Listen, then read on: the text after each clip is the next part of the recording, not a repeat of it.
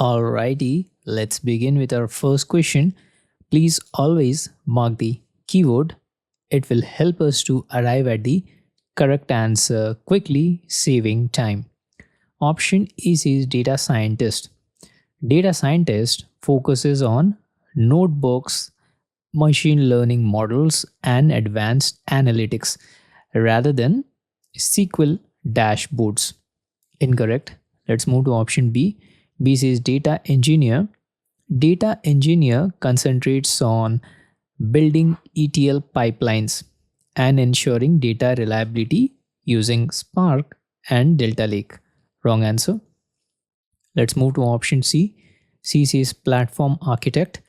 Platform architect designs infrastructure and integration patterns and is not involved in querying or reporting with SQL. Wrong answer. We are left out with last option, that is business analyst. Looks good because business analyst uses Databricks SQL to query datasets, build dashboards, and deliver insights for decision making. Let's lock option D as the right answer. Let's bring the heat to the snow. So this will test your concepts on SQL queries. Option A, if you look, create table fails if the table already exists and doesn't reset it. Incorrect. Let's move to option B.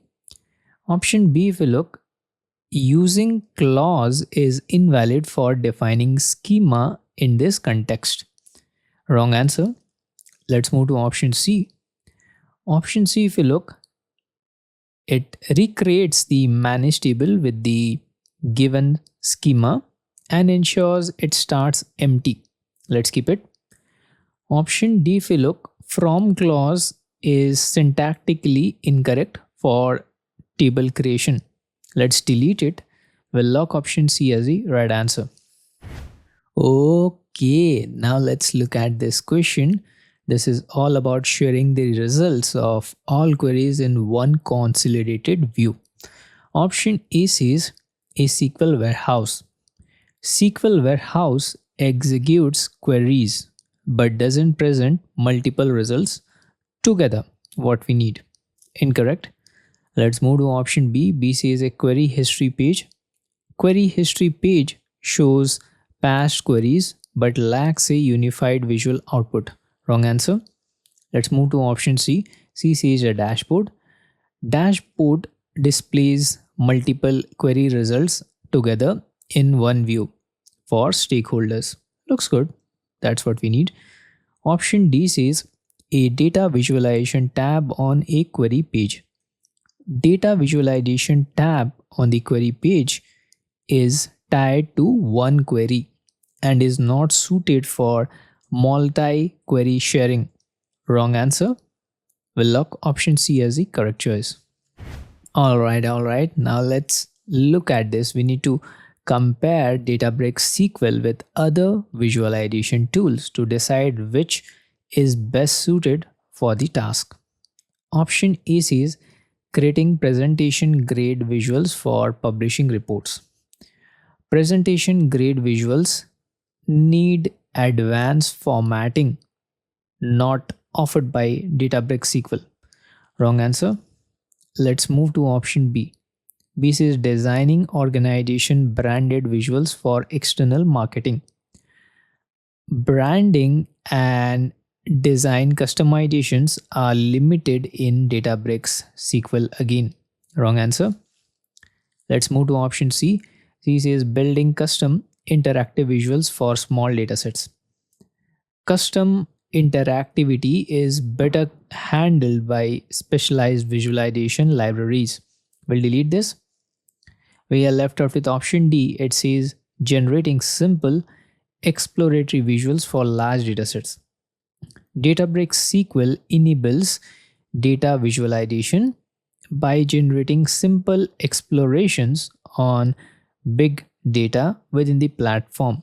Let's lock option D as the right answer. Alright, now let's look at this question.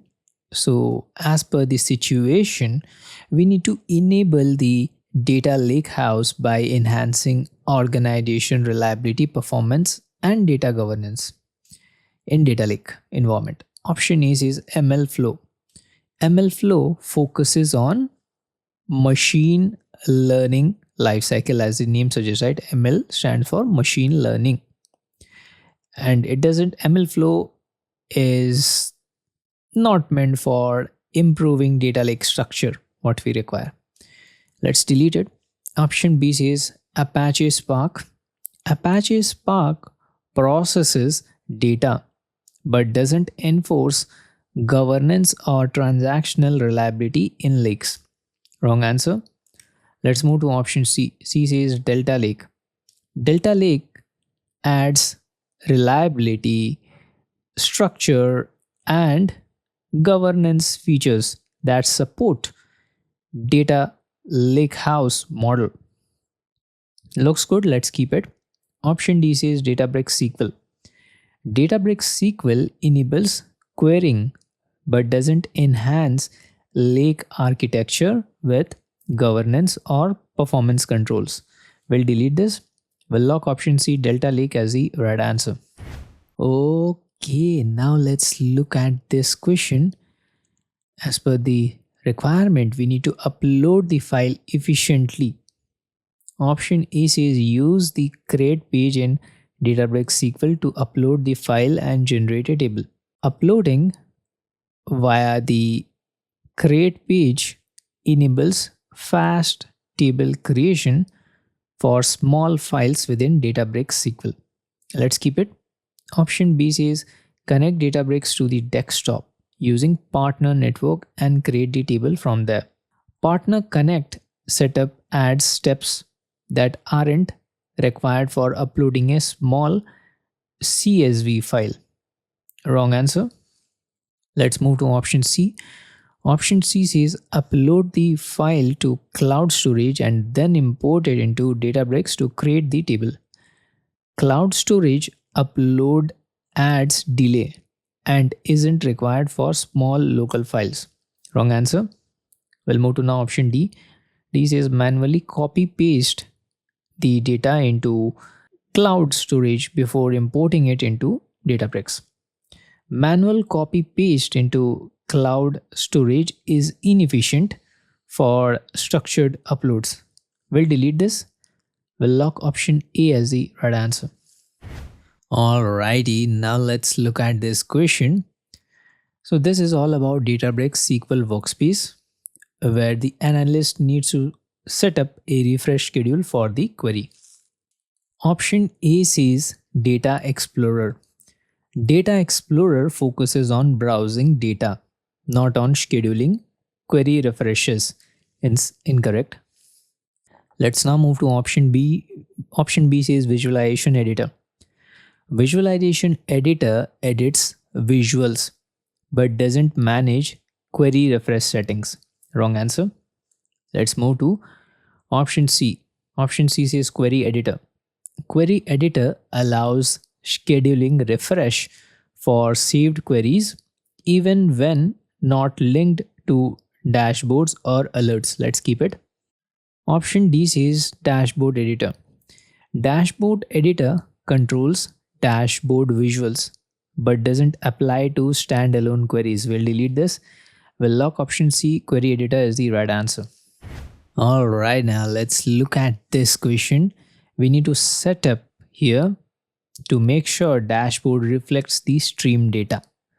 Option E says set a refresh schedule using an always on SQL warehouse.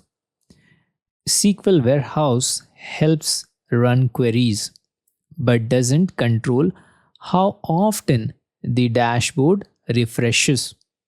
Wrong answer. Let's move to option B. B says set a refresh schedule with an interval of 15 minutes or less. So this will match the micro batch timing and ensure dashboard updates stay within stakeholder expectation. We have here, right, stakeholders expect the dashboard to reflect new updates within 15 minutes of data arrival, right? Let's keep it. Option C says a refresh schedule that includes stakeholders as subscribers.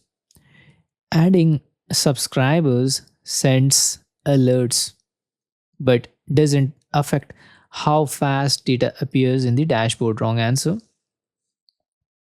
We'll move to now option D. D says set a refresh schedule using a structured streaming cluster. Streaming cluster processes data but doesn't manage dashboard refresh timing. We'll delete this. We'll lock option B as the right answer. Alright, now let's look at this question. So this is about encountering PII, that is personally identifiable information in the table. Option A says stop using the data and remove the table along with its metadata and stored files.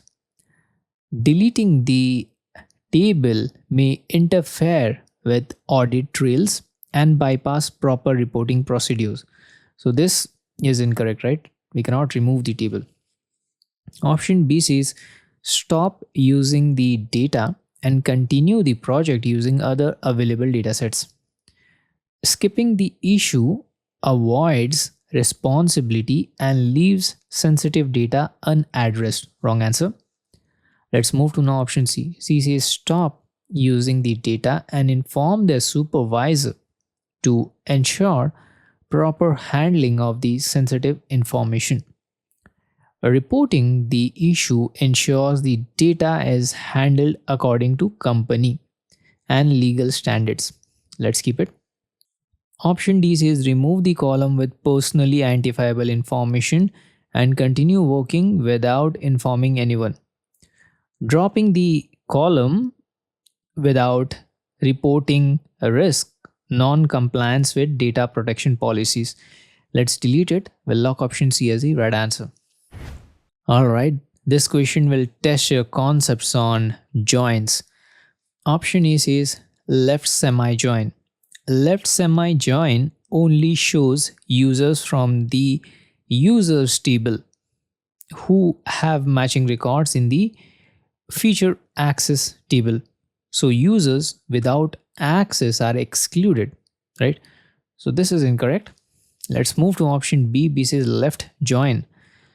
Left join returns all records from the user table and matches them with the feature access table, so we can see both the users who access the feature and those who did not.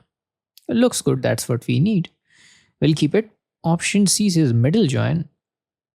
This is incorrect because I haven't heard middle join anywhere, right?